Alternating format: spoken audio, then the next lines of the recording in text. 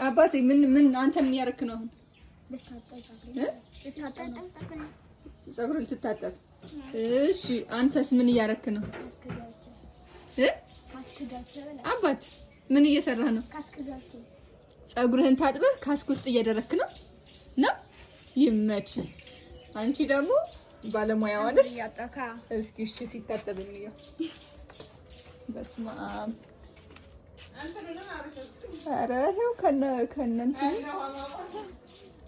ፀሐይ ሆኖ በደንብ አይታይም እንጂ በስመ አብ። እንደዚህ አይነት እህት አታገኙም። እሺ እንዲህ የሚንከባከባችሁ